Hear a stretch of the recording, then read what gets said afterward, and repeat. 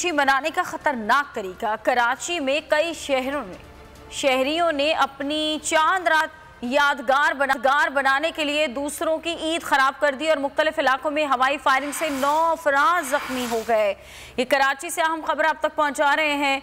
अब बताया जा रहा है कि 13 अफराद जख्मी हुए हैं। मुख्तलिफ इलाकों में हवाई फायरिंग की गई चांद रात के मौके पर और 13 अफराद जख्मी हुए। हवाए नफ्स की है हुक्मरानी, लुटेरा कर रहा है पासबानी।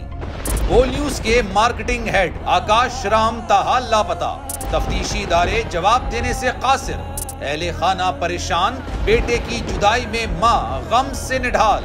जो बच्चो हिंदू पर आए थे जो को पाकिस्तानी, मुझे मेहरबानी करे पंहिंजो आकाश वापस कयो।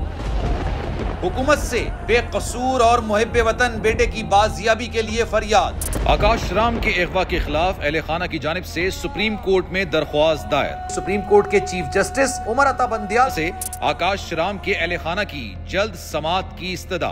मुश्किल की इस घड़ी में आलमी मीडिया ने भी उठाई आवाज। CNN, आज तक, इंडिया टुडे, टाइम्स नाउ समेत आलमी मीडिया ने आकाश राम के अगवा के खिलाफ दिया बोल का साथ। उफ क्या जुल्म है, बोल इंसाफ का मुंतजिर।